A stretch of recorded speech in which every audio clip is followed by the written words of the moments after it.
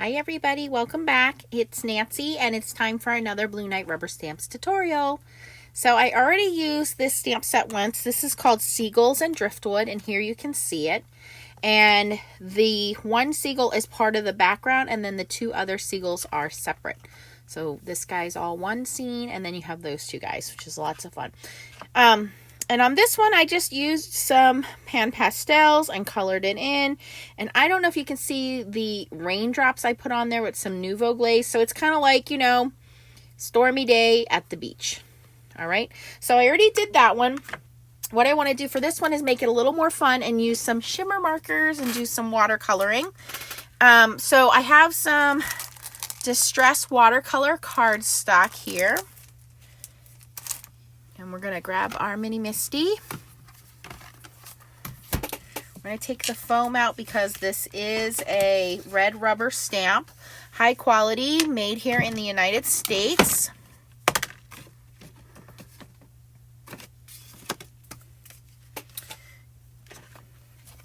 And this is a piece of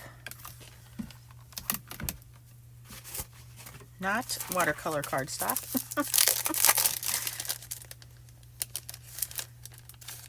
Regular cardstock. Okay, here we go.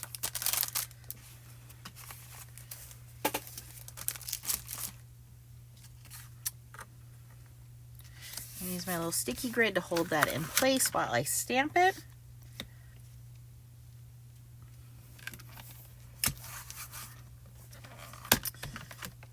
And today we are going to stamp with VersaFine Clair using the new universal handle from Blue Knight Rubber Stamps, which is a little bit smaller of a handle. Great for any of those oval ink pads you might have, like Crafter's Companion ink pads, Altenew ink pads, Catherine Pooler ink pads. That little handle fits perfectly on those little oval shaped ink pads.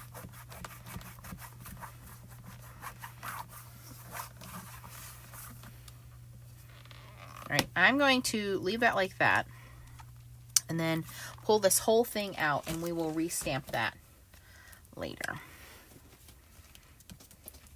And I'm going to use my shimmer markers for this. I do have Distress sprayer, watercolor brushes, and of course some paper towel. Let me bring you guys down in a little closer.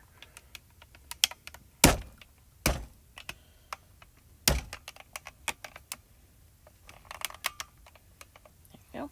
Hopefully I can see a little better now. All right. So let's start with the sandy area here.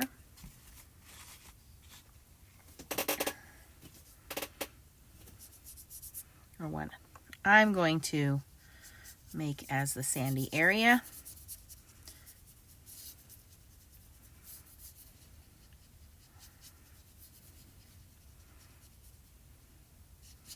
Hopefully, if you have access to a beach, you will get a chance to go this year. I know it's been a little tough with everything going on. I'm bringing in some other watercolor markers here just because I don't have like a light tan sandy color in those markers, but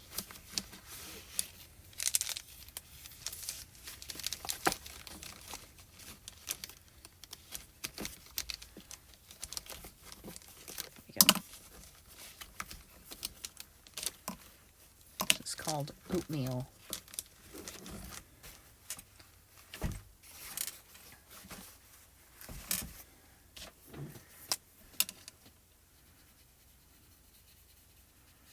It's like the perfect color of sand.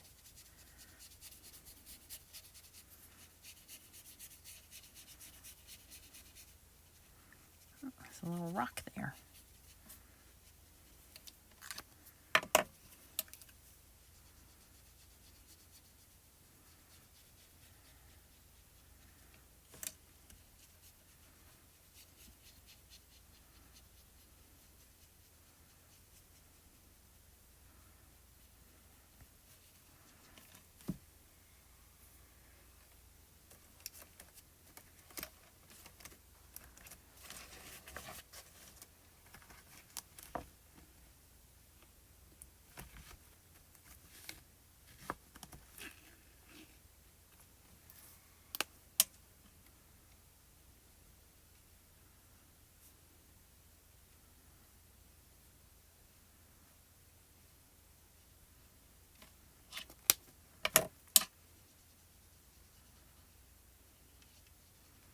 That's an Altenew watercolor marker called Paper Bag.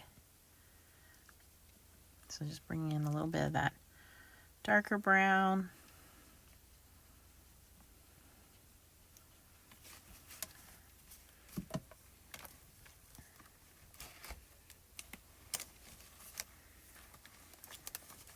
I moved my markers to this bag thinking it would be easier, and now I can't see the colors of them. Okay, this one's called Lava Rock.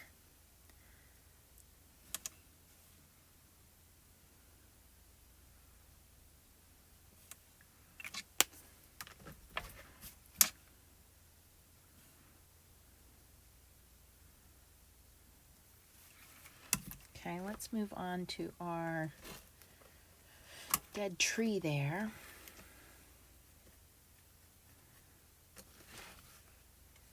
All right, for the tree, I'm actually going to scribble on my craft mat first, then pick that up and put that color down. There we go. Because I kind of want it to be light and muted, and I don't want that color to be too dark. This is a shimmer marker, so there is a little bit of glitter to it. Mica.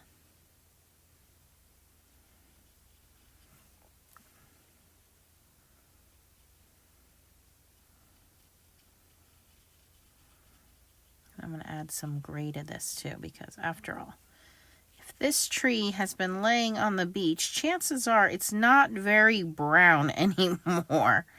It's probably pretty gray in color.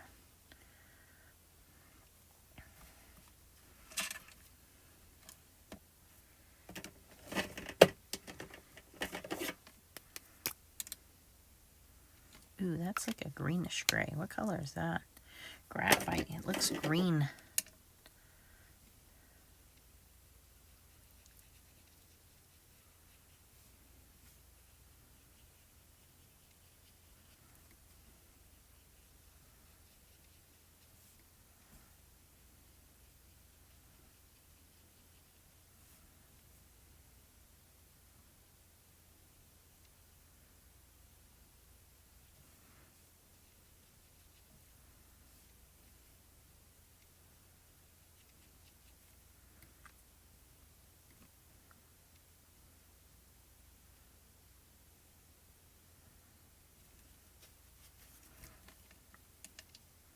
Okay, that looks pretty good to me. I'm pretty happy with that.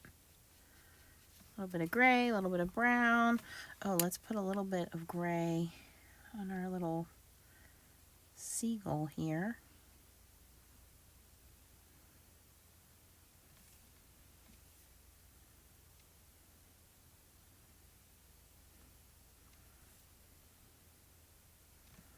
Just a little bit of color on him. Wipe up our mess here. All right, now for the fun part. I want to add a fun sky. Let me heat set this, what we've done so far.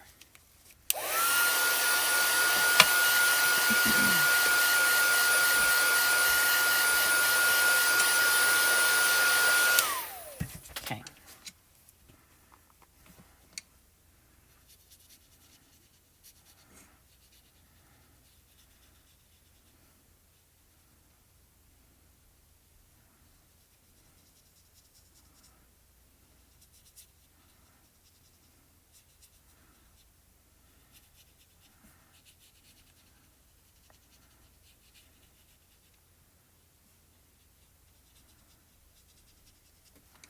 I really want to kind of saturate and pre-wet about a third of this sky here so that it doesn't dry out too much.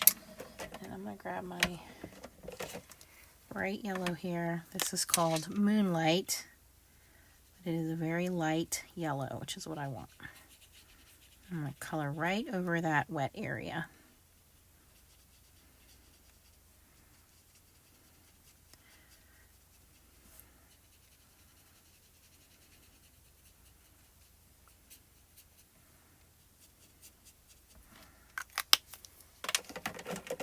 Okay, I'm going to go back in with my watercolor brush and spread that color out.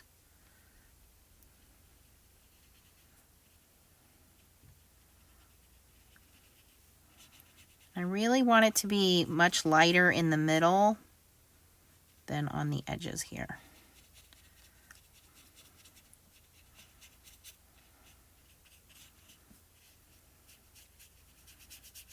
I'm really going to try to bleed that out a little bit.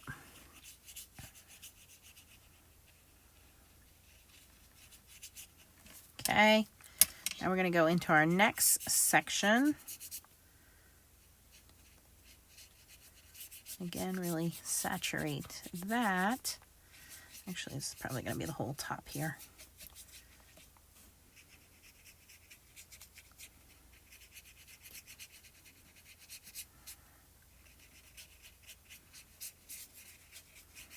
Okay, and for this, I want a really light blue.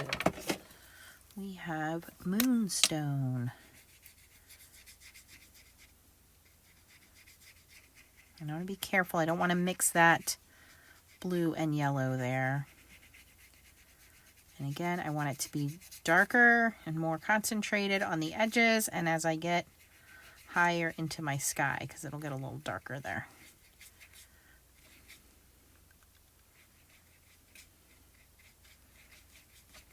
Come on, marker.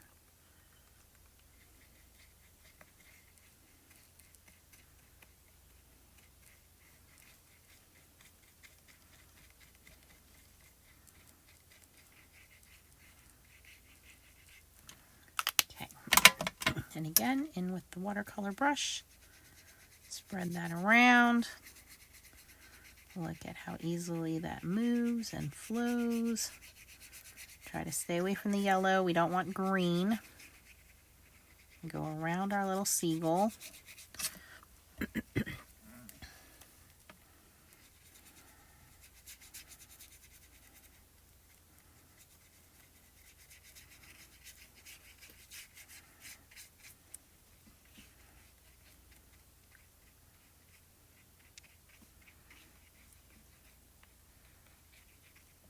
Okay.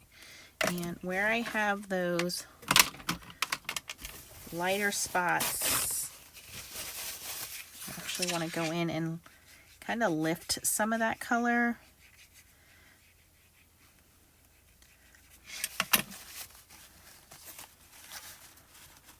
Gives us a more realistic, cloudy looking sky.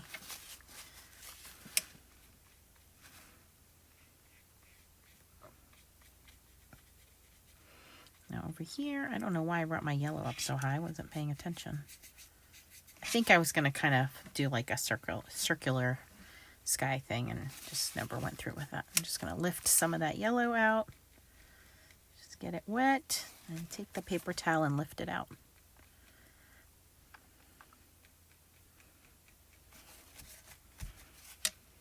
See, and it comes right out. Same thing over here.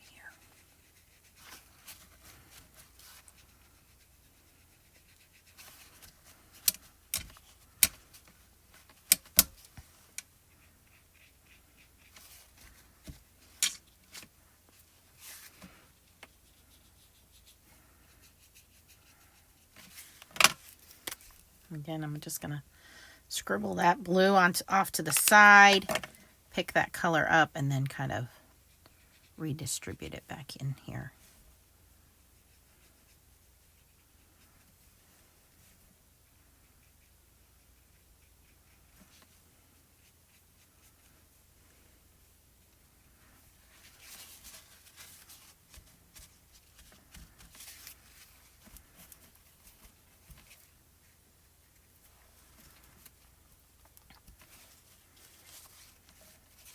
Pretty simple.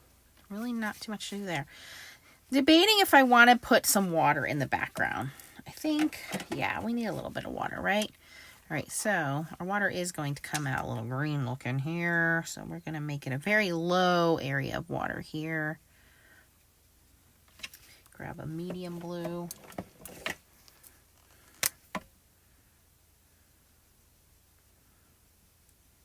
to try to make it look blue and not green.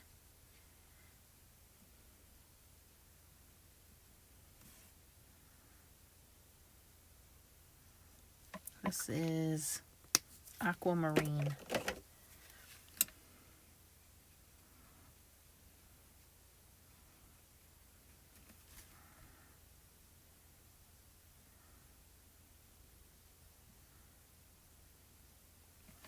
Does that look better? Because there's some water back there now. It looks a little better. Yeah. All right. I'm going to add a little more color to my beach, and then I think we can call this one done. Just feel like my beach needs a little more color to it.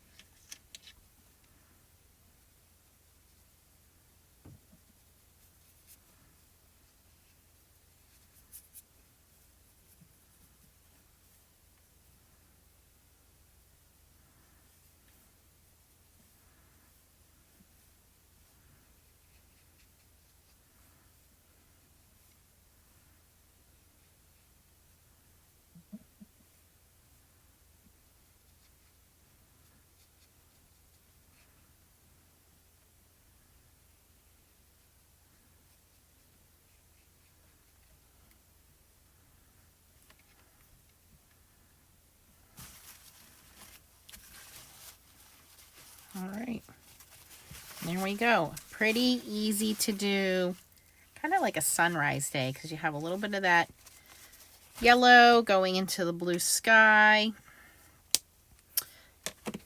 Very easy to watercolor and do. All right, so we want to restamp this, and the reason I wanted to save this restamping for the end is because sometimes when you're using the shimmer markers, they kind of overtake, so it's a little easier to do your coloring first and then go back in and do your stamping.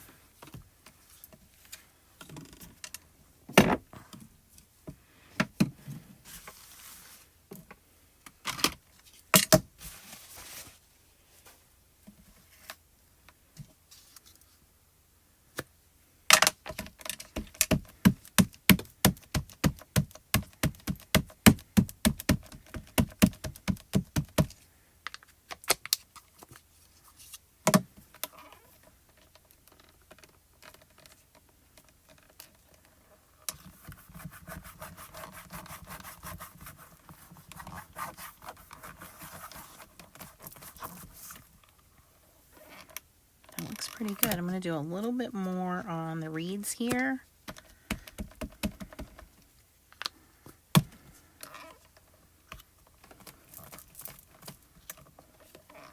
And there we are. We have our watercolor shimmer marker panel, and I would just cut it down and put it on a card front.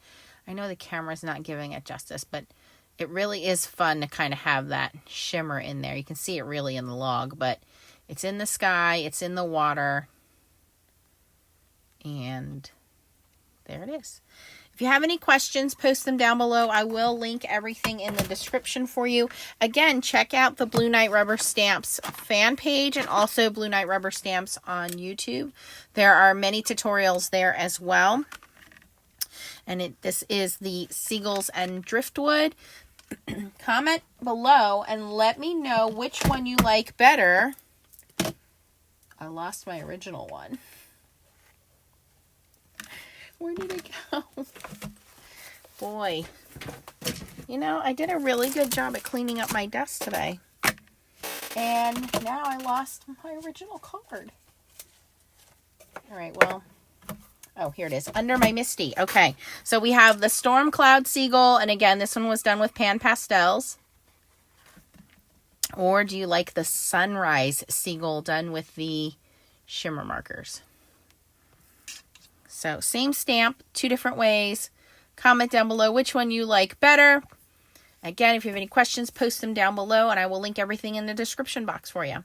Thanks for watching, and keep on stamping. Bye-bye.